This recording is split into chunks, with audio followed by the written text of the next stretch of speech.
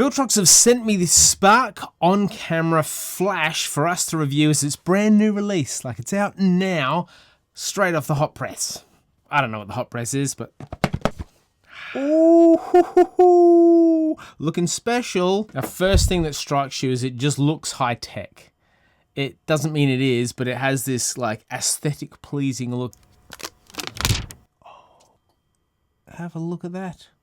Woohoo!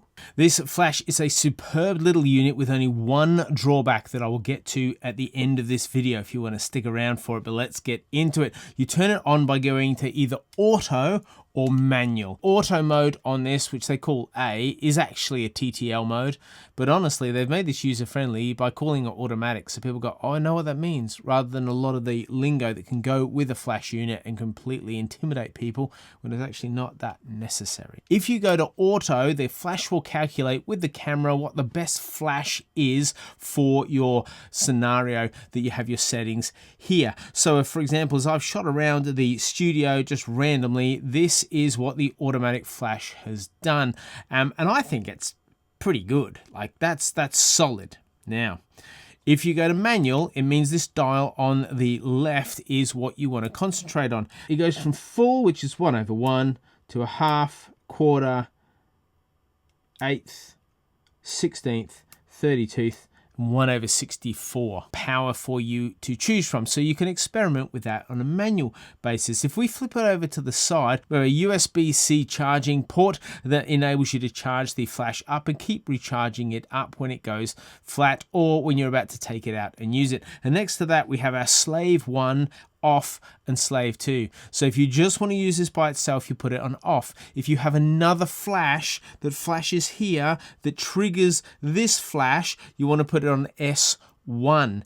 If you have a TTL flash, and a TTL flash flashes really quick to allow the camera to work out what it's doing and then flashes full, the S2, the slave 2 on this, will ignore the first little flash and go with the second. That's pretty clever, and that's what an S2 flash does. Now, if flashing lights give you any sort of negative effects, I'd suggest just finishing this video right now. Got my Sony, there's a flash on that. I'm going to use that to trigger this flash. Now, S1 and S2 on this only work if you have it on manual flash mode, so they don't work on auto. But if you have it on manual flash mode, it works on the camera and it works off the camera. So I've got it on S1 at the moment. This isn't a TTL, so we're just going to flash this and have a look at this. Ready? Oh. I'm seeing like squares everywhere. It works, guys. I realize when you look at a flash on a screen, it can look a bit bizarre and like it flickers and all the rest of it. But let me tell you that even though I can't actually see you, this works both on and off the camera. And just to prove it works on the camera, let's do it again, Ralph. Oh, bizarre. Oh, yep. That works. That works. What a good bit of gear. Great bit of gear. Burnt eyeballs, but a great bit of gear. We have a hot mount here that attaches to your camera, and then you slide this down to lock it in. I'm using a Nikon camera, and this is what it looks like when you put it on. Pretty impressive. And if you take the diffuser and you lock it onto the front, what happens is it attaches nice and snugly, and it probably takes one light setting away. So it dulls it by one, but it disperses the light. So let me show you on auto what it looks like. And if I just shoot this, and that's what it looks like on auto. And then if I put the diffuser on, I go the same shot, that's what you get. So the diffuser allows darker parts of the scene to be illuminated. It looks really, really good. And the limitation, of course, is if your lens is too long, it covers the flash effect. And so you would have seen with those photos that I just banged off that it has a loop just here, a dark part just here. And one of the limitations can be that if your lens is too far forward, so it works fine on this lens, that's not a problem. But when I put this lens on, see that difference? It actually picks up a bit of a shadow, but not all the time. So you can get away with it if you experiment a little bit with it. Also depends what you're wanting to shoot. But if you're wanting to be on the safe side, you will need a shorter lens to enjoy the benefits of this flash. But it does lift it up a little bit, which is good. Like the flash is actually lifted up, it's elevated, which is really, really handy. Also has this green light on top. That's the flash check button. And when it's green, you know that it's on. And when you want to turn it off, you click this to the middle and it turns the flash off. Obviously make sure the flash settings on your camera are a go for you to make the flash unit work. But there's a number of these come out. I think I like this one the best so far because it's automatic as well as manual, so it gives you both options.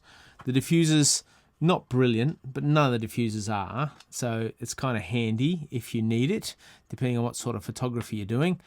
You have a variety of options with it.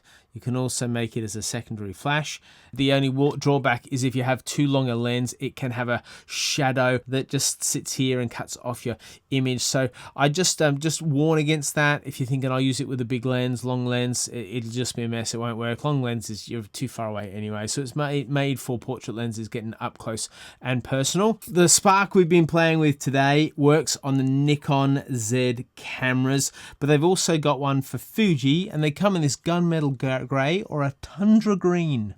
So if you're after a tundra green rather than a gunmetal grey, go for the tundra green when you buy it using the link in the description down below with a healthy discount code, might I add.